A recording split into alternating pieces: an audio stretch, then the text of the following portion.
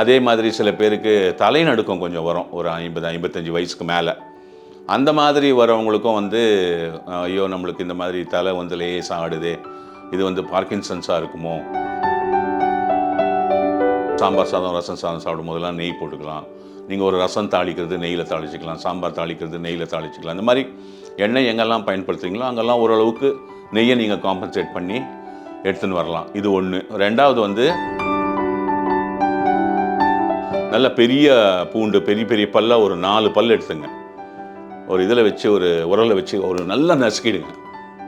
நசுக்கிட்டு ஒரு பிளாஸ்டிக்கோ பீங்கானோ இல்லை கண்ணாடி கப்பில், சின்ன கப்பில் போட்டுக்கின்னு அதை மோந்து பார்க்கணும்.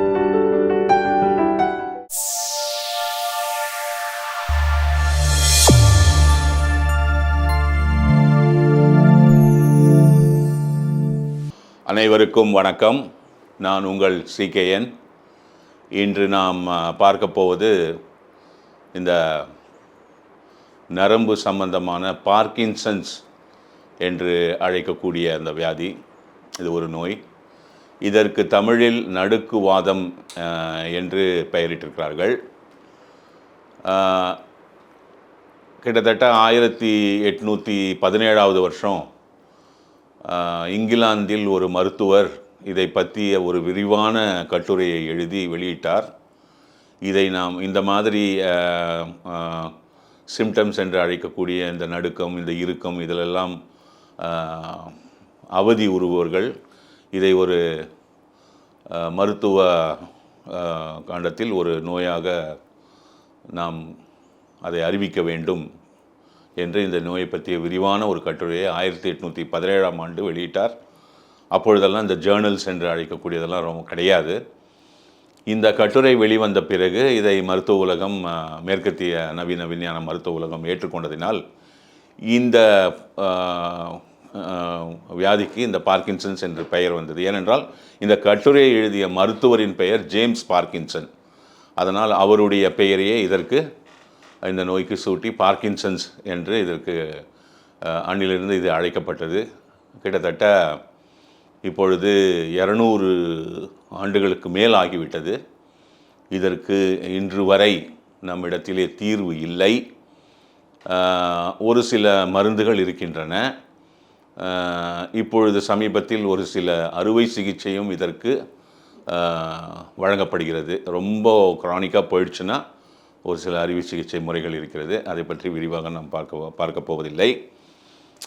இதை முற்றிலுமாக குணப்படுத்துவதற்கு, கியூர் ஃபார் பார்க்கின்சன்ஸ் தெரியவில்லை. எப்படி நாம் புரிந்து கொண்டு வைத்திருக்கிறோம் என்றால், இதை இந்த இந்த வியாதியில் இருப்பவர்கள் மூளையில் உள்ள சில எண்ணற்ற நரம்பு மண்டல உயிரணுக்கள் குறைவதினால், இறந்து விடுவதினாலும் எடுத்துக்கொள்ளலாம்.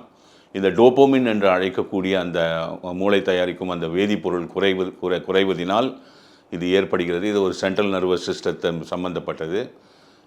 இதனால் உங்களுக்கு அனைவருக்கும் தெரியும், எண்ணற்ற சிம்டம்ஸ் இருக்கும். அந்த நடுக்கம், இறுக்கம், இந்த மாதிரியெல்லாம். இது நாளடைவில் அதிகமாக பேச்சு கூட உங்களுக்கு ரொம்ப பேச முடியாது, அழுத்தம் திருத்தமாக நாம் பேச முடியாது. நம் குரலும் பேச்சும் கூட அடி வாங்குவதற்கு இதில் வழி இருக்குங்க. இதை நம்ம தமிழ் விஞ்ஞானத்தில் நடுக்குவாதம், இது ஒரு வாதகாண்ட நோய். இதை ரொம்ப தெளிவாக கொடுத்துருப்பாங்க. இப்போ ஒருத்தருக்கு சாதாரண ஒரு கை நடுக்கம் இருக்குது அப்படின்னா உடனே நீங்கள் பயந்துடாதீங்க, அது நம்மளுக்கு பார்க்கின்சன்ஸாக இருக்குமோ அப்படின்னு. ஏன்னா இப்போ நம்ம எல்லாம் போய் நெட்டில் நிறைய இன்ஃபர்மேஷன் இருக்கிறதுனால நம்ம ஒன்று புக்குக்கெல்லாம் போய் தேடி படிக்க வேணாம், நெட்டில் போய் எல்லாத்தையும் படிச்சுட்டு போயிடலாம். அது மாதிரி படிச்சுட்டு கொஞ்சம் லேசாக கை நடுக்கம்லாம் இருந்ததுன்னா அதை போய் நீங்கள் பார்க்கின்சன்ஸ்லாம் நீங்கள் நினச்சி பயப்பட வேண்டாம்.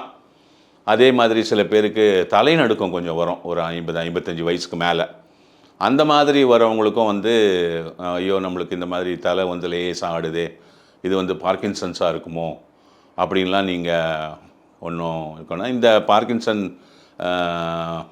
இந்த நோய் பற்றிய விவரங்களை நடிகர் ராஜேஷ் அண்ணா அவர்களுடன் நான் ஓரளவுக்கு ஒரு விரிவான காணொலியை ஓம் சரவணபவலும் கொடுத்திருக்கிறேன். அதையும் சென்று நீங்கள் பார்க்கலாம். இந்த நோய் வந்தவர்கள் இந்த நோயினால் பார்க்கின்சன்ஸ் என்ற நோயினால் பாதிக்கப்பட்டிருக்கிறார்கள் என்று மருத்துவர்கள் அதை அந்த கிளாசிஃபைடு டயக்னோசிஸ்ன்னு சொல்லுவாங்க. அதாவது உங்களுடைய நோய் குறிகளை ஆராய்ந்து அதுக்கப்புறம் ஓகே இதுதான் உங்களோட நோய் அப்படின்னு தீர்மானிக்கிறதுக்கே வந்து 1 or 2 இயர்ஸ் ஆகுது. ஏன்னா இந்த நோயில் வர சிம்டம்ஸ் எல்லாம் பல நரம்பு தளர்ச்சி காரணங்களாலும் வரும். அதெல்லாம் பார்க்கின்சன்ஸ் ஆகிடாது.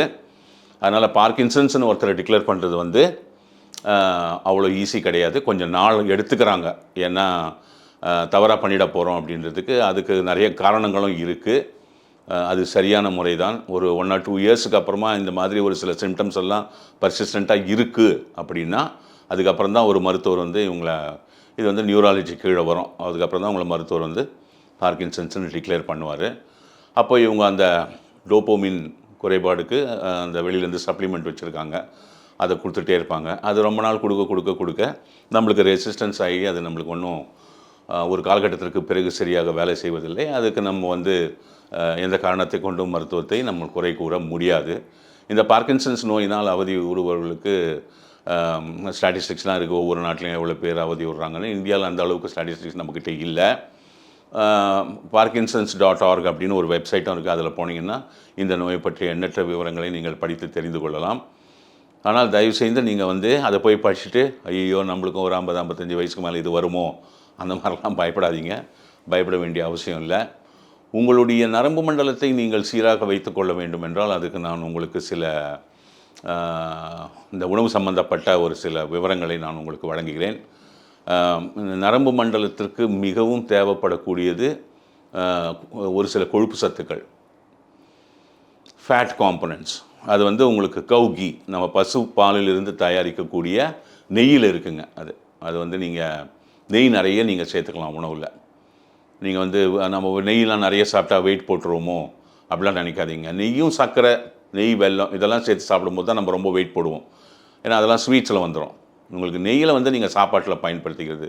இப்போ ஒரு தோசை சாப்பிட்றீங்க, அதுக்கு எண்ணெய் ஊற்றி நம்ம அந்த தோசைக்கல்லில் போடுறோம், எண்ணெய் ஊற்றுறோம். அதுக்கு பதில் நெய் போட்டுக்கலாம். நீங்கள் ஒரு சாம்பார் சாதம், ரசம் சாதம் சாப்பிடும் போதெல்லாம் நெய் போட்டுக்கலாம். நீங்கள் ஒரு ரசம் தாளிக்கிறது நெய்யில் தாளிச்சிக்கலாம், சாம்பார் தாளிக்கிறது நெய்யில் தாளிச்சிக்கலாம். இந்த மாதிரி எண்ணெய் எங்கெல்லாம் பயன்படுத்துறீங்களோ அங்கெல்லாம் ஓரளவுக்கு நெய்யை நீங்கள் காம்பன்சேட் பண்ணி எடுத்துன்னு வரலாம். இது ஒன்று. ரெண்டாவது வந்து தேங்காய் வந்து நீங்கள் முக்கியமாக ஒரு விஷயம் தெரிஞ்சுக்கணும். தேங்காய்ன்றது வந்து ஒரு உன்னதமான பொருள். இந்த தேங்காயில் வந்து எண்ணற்ற நியூட்ரியன் வேல்யூஸ் இருக்குது. இதை வந்து நீங்கள் நெட்டில் போய் பார்த்தீங்கன்னா நியூட்ரியன் வேல்யூ ஆஃப் த கோகோனட்னு போட்டிங்கன்னா எல்லாமே வரும், பார்த்துங்க. அதை நான் உங்களுக்கு சொல்ல வேண்டிய அவசியமே கிடையாது. தேங்காய்ன்றது ஒரு உன்னதமான பொருள். அதனால தான் அதுக்கு ரொம்ப இறைவனுக்கு நம்ம படைத்தோம். ஒரு தேங்காய் முழுசாக உடையாமல் இருக்கும் பொழுது அது உள்ளே இருக்கிற அந்த வெள்ளை சதைக்கு வந்து ஒரு அற்புதமான நியூட்ரியன் வேல்யூஸ்லாம் இருக்குது இல்லைங்களா, அந்த மாலிகுலர் பொட்டன்சின்னு சொல்லுவாங்க. இது வந்து ஒரு தேங்காய் உடைச்ச பிறகு 1 hour பிரமாதமாக இருக்கும். மேக்ஸிமம் 2 hours வச்சுங்களேன். அதுக்குள்ளே நீங்கள் அதை வந்து கன்சியூம் பண்ணிடணும். அதுக்குள்ளே நீங்கள் அதை வந்து உணவாக உட்கொண்டுடணும். அந்த பச்சை தேங்காய் இருக்குது பாருங்கள், இது வந்து ரொம்ப ஒரு அற்புதமான பொருள். நீங்கள் தேங்காய் உடைச்சி ரொம்ப நேரம் கழித்து காலைல உடைச்சிட்டு சாயங்காலம் பயன்படுத்துறது, இல்லை மீதி தேங்காய் மீந்து அதை எடுத்து ஃப்ரிட்ஜில் வச்சுட்டு அதுக்கப்புறமா மறுநாள், அது வந்து நம்மளுக்கு வந்து பலன் அளிக்காது. ஏன்னா அந்த மாலிகுலர் பொட்டன்சியை வந்து 1 or 2 hours போயிடுதுங்க. அதனால் நீங்கள் வந்து தேங்காய் வந்து எவ்வளோ சீக்கிரம் நீங்கள் உணவுக்குள்ளே வந்து நம்ம உட்கொள்ள முடியுமோ, சாப்பிட முடியுமோ அதுக்குள்ளே நீங்கள் சாப்பிட்டு முடிச்சிடணும்.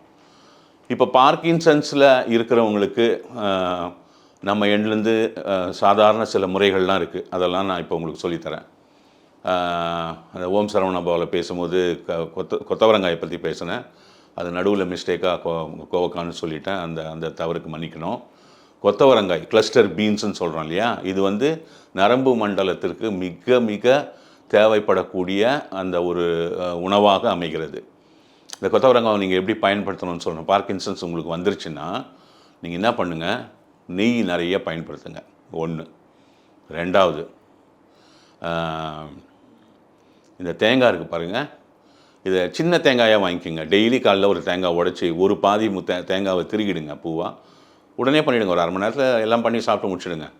போட்டு உங்களுக்கு டயபெட்டிக்காக இருந்தீங்கன்னா நம்மளுடைய லைஃப் சுகர் இருக்குது. அப்படி இல்லைன்னா நீங்கள் சர்க்கரையோ வெல்லமோ போட்டு மிக்ஸ் பண்ணி உங்கள் பிரேக்ஃபாஸ்ட்டோட சாப்பிட்ருங்க. டெய்லிக்கு சாப்பிடுவாங்க, தவறே கிடையாது.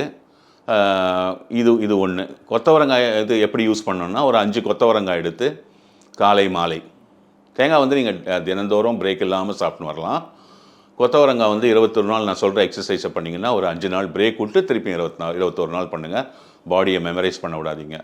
இந்த கொத்தவரங்காய் ஒரு 5 கொத்தவரங்காய் எடுத்து பொடியாக அரிஞ்சு ஒரு 500 ml தண்ணியில் போட்டு கொதிக்க வச்சு 100 ml சுண்டி இறக்கி தனியாக ஃபில்டர் வச்சுங்க. அதை வேறு எதுக்கும் யூஸ் பண்ணாதீங்க. அதில் வடிகட்டிடுங்க கண்ணாடி டம்ளரில். முதல்ல கொதிக்கும், ஒரு பாதி சூடு இறங்கி வாய்ச்சூடு வந்தோடனே குடிச்சிடுங்க. ஒரு காலை உணவு 1/2 hour, அதான் 30 நிமிஷம் காலை உணவுக்கு முன்னாடி 1/2 hour பிஃபோர் பிரேக்ஃபாஸ்ட்.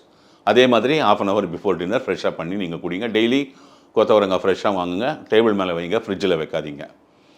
இன்னொன்று முக்கியமான ஒரு தகவல் நான் உங்களுக்கு சொல்ல கடமைப்பட்டிருக்கிறேன். பூண்டு இருக்குது பாருங்கள், இது ஒரு அற்புதமான பொருள் நரம்பு மண்டலத்துக்கு. அது உணவாக போகும்பொழுது ஒரு சிறிய அளவு தான் நமக்கு வந்து பயனளிக்கிறது. நெய், தேங்காய், கொத்தவரங்காய் மிக அற்புதமாக பலனளிக்கும். நான் சொன்ன முறையில் நீங்கள் பயன்படுத்தி வந்தீங்கன்னா. பூண்டை எப்படி பயன்படுத்தணும்னு சொல்கிறேன். நல்ல பெரிய பூண்டு, பெரிய பெரிய பல்லாக ஒரு 4 பல் எடுத்துங்க. ஒரு இதில் வச்சு, ஒரு உரலை வச்சு ஒரு நல்லா நசுக்கிடுங்க. நசுக்கிட்டு ஒரு பிளாஸ்டிக்கோ பீங்கானோ இல்லை கண்ணாடி கப்பில், சின்ன கப்பில் போட்டுக்கின்னு அதை வந்து மோந்து பார்க்கணும். நல்லா ஒரு 5 நிமிஷம் அந்த பூண்டினுடைய அந்த பச்சை வாசம் இருக்குது பாருங்கள், அதை நல்லா ஸ்மெல் பண்ணினே இருக்கணும். ஒரு 5 நிமிஷம் ஸ்மெல் பண்ணிவிட்டு தூக்கி போட்டுருங்க. இதை 2 வேளை பண்ணுங்கள். இந்த வேலட்டைல் ஆர்கானிக் காம்பனன்ட்ஸ்னு சொல்லுவாங்க. அந்த பூண்டுலேருந்து வரக்கூடிய அந்த பூண்டின் மனம் நம் மூக்கு வழியாக அந்த துகள்களை, அந்த வேலட்டைல் ஆர்கானிக் காம்பனன்ட்ஸ் உள்ளே வரதுனால தான், காற்றுல வரதுனால தான் நம்ம மூக்கு வந்து அந்த பூண்டோட ஸ்மெல்லை தெரிஞ்சுக்குது. இந்த பூண்டோட ஸ்மெல்லு உள்ளே போய் நம்ம நரம்பு மண்டலத்துக்கு போய் அற்புதமாக வேலை செய்யும். இதை நீங்கள் காலையில் ஒரு வாட்டி, சாயங்காலம் ஒரு வாட்டி, எப்போ ஒன்றா, உணவுக்கும் எதுக்கும் சம்மந்தம் இல்லை, சாப்பிட்ட அப்புறமோ சாப்பிட்றதுக்கு முன்னாடியோ எப்போ ஒன்றா பண்ணுங்கள். காலைல 9 மணிக்கு ஒரு வாட்டி முன்னாடி ஒரு வாட்டி பண்ணுங்கள். சாயந்தரம் ஒரு 6:30 மணிக்கு அப்புறமா ஒரு வாட்டி பண்ணுங்கள். இதை நீங்கள் தினந்தோறும் பண்ணின்னு வரலாம். கொத்தவரங்காய் மட்டும் 21 நாள் பண்ணால் 5 நாள் கேப் விட்டுட்டு இன்னொரு 21 நாள் பண்ணுங்கள். இதெல்லாம் வந்து உங்களுக்கு உணவு சம்மந்தமாக நன்றாக பயனளிக்கும். பால் குடிக்காதீங்க. சிக்கன், நான் வெஜிடேரியன் சிக்கன், முட்டை சாப்பிடாதீங்க. பேர்டு மீட் எதுவுமே சாப்பிடாதீங்க. முட்டையை அவாய்ட் பண்ணிவிடுங்க. அந்த கொழுப்பு சத்து நம்மளுக்கு நல்லதில்லை, அந்த ப்ரோட்டீனும் நம்மளுக்கு நல்லதில்லை. அதிகபட்சமான சூடை கொடுக்கக்கூடிய பொருட்கள் அதெல்லாம் கொஞ்சம் அவாய்ட் பண்ணிவிட்டு, எங்ககிட்ட ஒரு நர்வ்னு ஒரு ட்ராப் இருக்குது, ஒரு ஹெர்பல் ட்ராப் பண்ணியிருக்கோம். இது வந்து நீங்கள் ஒரு கண்ணாடி டம்ளரில் 30 ml வெதுன்னு தண்ணி எடுத்து ஒரு 10 சொட்டு போட்டு 3 வேளை நீங்கள் சாப்பிட்ணும். 1 minute before breakfast, lunch and dinner. காலை, மதிய, இரவு உணவுக்கு 1 நிமிடம் முன்னாடி ஒரு கண்ணாடி டம்ளரில் 30 ml லேசான சூடு வெது தண்ணி எடுத்து அதில் 10 சொட்டு போட்டு சாப்பிட்டு வர வேண்டும். அதே மாதிரி இந்த கசகசான்னு சொல்கிறோம் இல்லையா, அதை மூலப்பொருளாக வச்சு பல பொருட்கள் சேர்ந்து ஒரு நர்வஸ்க்கு ஒரு ஆயில் ட்ராப் ஒன்று பண்ணி, ஒரு ஆயில் ஒன்று பண்ணியிருக்கோம். அது ஒரு சின்ன பாட்டிலில் இருக்கும். அது நீங்கள் ஒரு ஃபில்லரில் எடுத்து, அதிலே இருக்கும் அந்த ஃபில்லரு எடுத்து நாக்கு கீழே நைட்டில் படுக்கும்போது 10 சொட்டு நாக்குக்கு கீழே விடணும். அப்படியே 2 நிமிஷம் இருந்தீங்கன்னா அப்படியே அப்சர்வ் ஆகிடும், இங்கேயே அப்சர்வ் ஆகி போயிடும். இதெல்லாம் நீங்கள் பண்ணிங்கன்னா, உங்கள் பார்க்கின்சன் ஸ்டார்ட் ஆகிடுச்சுன்னா, உங்களுடைய திடமான நம்பிக்கை இருந்தால் நீங்கள் பூரணமாக குணமடைவதற்கு 99% வாய்ப்புகள் இருக்கிறது. இல்லை என்றால் இதெல்லாம் நீங்கள் பயன்படுத்துனீங்கன்னா, நீங்கள் ஆரம்பத்திலேயே எந்த ஸ்டேஜில் இருக்கிறீங்க அந்த ஸ்டேஜ்லேயே நின்றுடுவீங்க. கொஞ்சம் கொஞ்சமாக இம்ப்ரூவ் ஆகி நீங்கள் நார்மலுக்கு வந்துடுவீங்க. ஒரு 1/2 hour 1 hour கொஞ்சம் வாக்கிங், வீட்டுக்குள்ளேயே கூட உங்களுக்கு கான்ஃபிடென்ஸ் இல்லை வெளியே போகிறதுக்குன்னா வீட்டுக்குள்ளேயே கூட ஒரு வாக்கிங் பண்ணிங்க. உங்கள் உணவு வந்து சிம்பிளாக வச்சுங்க. சூடான உணவு உட்கொண்டு உங்களை நீங்கள் பாதுகாத்து கொள்ள முடியும். பார்க்கின்சனை பற்றி நீங்கள் பயப்பட வேண்டாம். இதை நம்ம எளிதாக சரி செய்து கொள்ள முடியும் இந்த முறைகளினால் என்பதை உங்களுக்கு நான் தெரிவித்துக் கொள்கிறேன். அனைவருக்கும் வணக்கம்.